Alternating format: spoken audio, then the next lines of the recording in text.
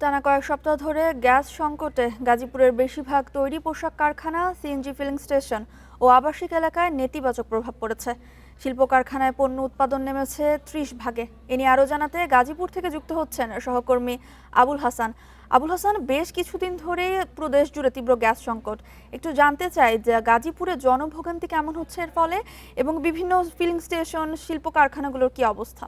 গাজীপুরের চিত্র যদি বলি যে গাজীপুরের যে তৈরি পোশাক কারখানা রয়েছে, বেশিরভাগ তৈরি পোশাক কারখানার নিটিং, ডাইং এবং টেক্সটাইলের যে সেকশনগুলো রয়েছে সেখানে কিন্তু গ্যাস নির্ভর মেশিনপত্র এবং বয়লার সহ অন্যান্য যে মেশিনপত্র রয়েছে সেগুলো কিন্তু গ্যাসের অভাবে চলছে না। আমরা মালিকদের সঙ্গে কথা বলেছিলাম, তারা যেটি জানিয়েছেন যে এখানে কারখানার যে মেশিনপত্র সেগুলো চালানোর জন্য 15 PSI গ্যাস থাকার কথা, কিন্তু তারা মাত্র 1 থেকে 2 PSI গ্যাসের চাপে গ্যাস পাচ্ছেন এবং কখনো কখনো 0 PSI থাকছে। ফলে 3 থেকে 4 ঘন্টা কিন্তু এই মেশিনপত্রগুলো বন্ধ রাখতে হচ্ছে এবং সে কারণে আর্থিক লোকসানে পড়েছেন মালিকরা। আর একটি বিষয়ে যে এখানে সিএনজি পাম্পগুলো রয়েছে সেখানে কিন্তু নেতিবাচক প্রভাব পড়েছে। আমি যে পাম্পটিতে আছি চান্দনা চৌরাস্তা এলাকার, সেখানের চিত্র যদি আপনাদেরকে একটু দেখাই, যে এখানে কিন্তু গাড়ির লম্বা লাইন রয়েছে এবং সেই গাড়িগুলো যারা চালক রয়েছেন তারা সিএনজি নেওয়ার জন্য এসেছেন, কিন্তু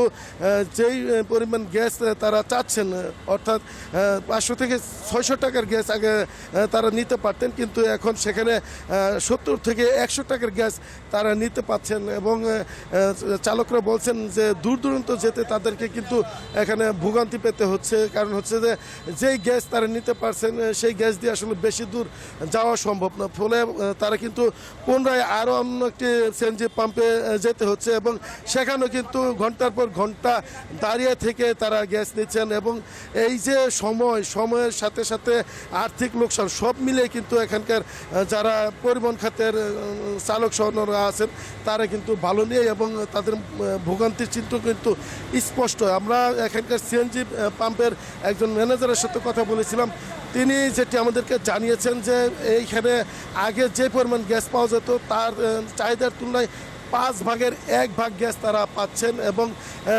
সাধারণ যারা গ্রাহক আসছেন গণপরিবহনের, সেই চালক বা এখানে পরিবহন মালিক যারা আসছেন প্রাইভেট কার বা অন্যান্য যানবাহনের, তারা কিন্তু যে পরিমাণ গ্যাসের চাহিদা দেখাচ্ছেন সেই পরিমাণ গ্যাস তারা কিন্তু আসলে দিতে পারছেন না। ফলে তাদেরও কিন্তু আর্থিক লোকসানের মুখে পড়তে হচ্ছে, যে তাদের আগের যে বেচা কিনা ছিল সেই বেচা কিনার তুলনায় অনেক কম এখন বেচা কিনা হচ্ছে। ফলে তারাও কিন্তু এখানে আর্থিক লোকসানের মধ্যে পড়েছেন।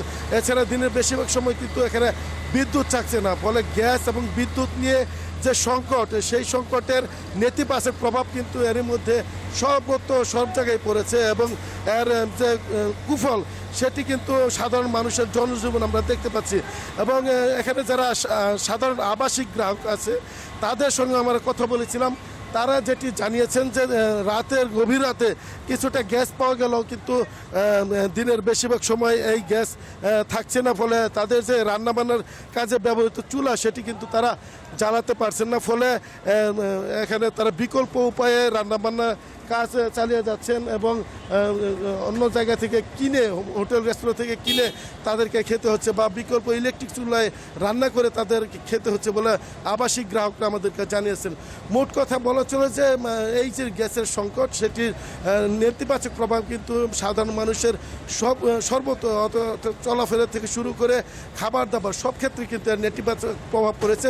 আমরা গ্যাস কর্তৃপক্ষের সঙ্গে কথা বলেছিলাম, তিতাস গ্যাসের একজন কর্মকর্তা বলছেন যে 75 মিলিয়ন ঘনফুট গ্যাসের এখানে স্বাভাবিক সময়ের তুলনায় কম রয়েছে। ফলে এর যে কুফল বা নেতিবাচক প্রভাব সেটি কিন্তু রয়েছে এবং গ্যাস কর্তৃপক্ষ বলছেন যে বিষয়টি নিয়ে তারা কাজ করে যাচ্ছেন এবং সেই সমাধান হলে এই গ্যাস স্বাভাবিক সরবরাহ হবে বলে তারা জানিয়েছেন। এই ছিল গাজীপুরের গ্যাস সংকটের সর্বশেষ পরিস্থিতির খবর।